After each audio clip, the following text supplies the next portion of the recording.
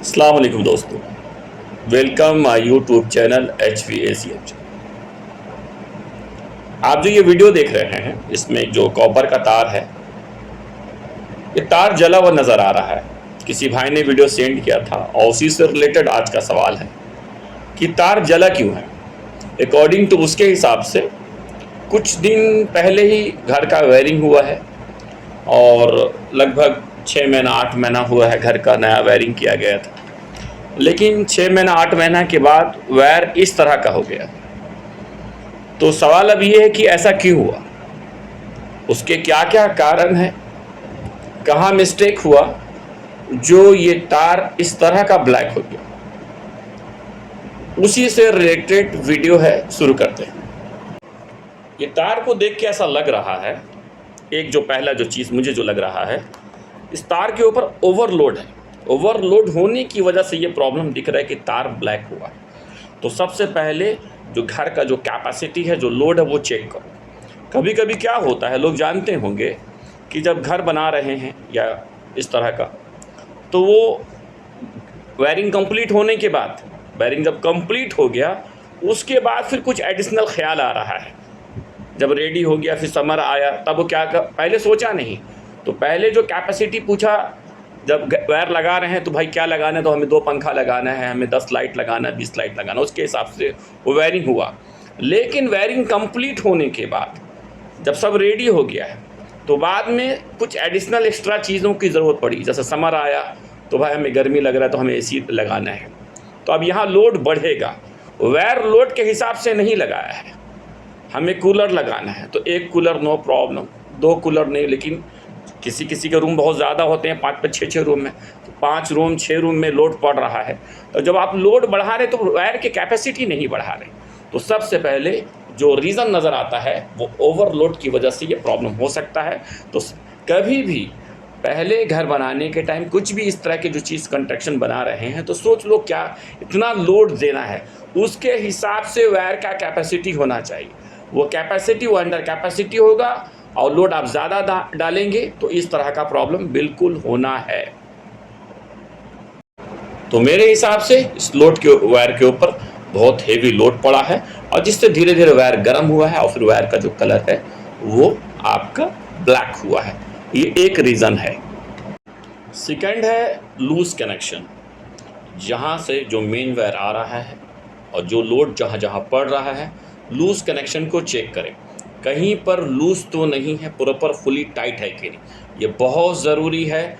जितने भी जहाँ पर कनेक्शन है सबको 1 बाय 1 स्टेप बाय स्टेप करके चेक करें, प्रॉपर टाइट होना चाहिए। यहाँ पर सॉरी बट ये होता है कि जो इलेक्ट्रीशियन है या जो टेक्नीशियन है वो जल्दी के चक्कर में आप किसी को भी बुला लेते हैं। मैं किसी पे ख़ास कमेंट नहीं करना चाहता हूँ, बट ये होता है, ये होता है, देखते हैं। क्योंकि लोग अभी जो काम करा रहे हैं वो क्या है कि वो पैसे भी देखते हैं कि भाई हमें सस्ता कहाँ पड़ रहा है, हमें सस्ता देखना है कि नहीं, लोग सस्ता देखते हैं। तो वो किसी को भी बुला लेते हैं, कोई भी इलेक्ट्रीशियन, कोई भी AC टेक्नीशियन, कोई भी टेक्नीशियन आ जाता है और प्राइस के ऊपर पूरा ध्यान होता है कि कम से कम कितना पैसा ले रहा है। क्वालिटी पे बिल्कुल ध्यान नहीं देते हैं। बाद में उनको याद आता है, अरे भाई हमें तो अब क्वालिटी पे ध्यान देना है, ताकि बाद में नुकसान उससे कई गुना ज़्यादा होता है। जबकि पहले सोचना चाहिए कस्टमर को, लेकिन कस्टमर वो ध्यान नहीं देते हैं, वो बाद में देते हैं। क्योंकि पहले उनका ध्यान होता है भाई आप तो भाई 12,000 बोल रहे हैं, वो तो आप 7,000 में कर रहा है। तो कोई भी चीज़ का जो आप काम करा रहे हैं, पहले ये देख लें कि वो बंदा जानकार है कि नहीं, वो बंदा को नॉलेज है कि नहीं उस चीज़ में, तो उसको बुलाएं। तो यहाँ पर जो दूसरी जो चीज़ है, तो दूसरी जो चीज़ है लूज़ कनेक्शन बहुत मिलते हैं, बहुत मिलते हैं।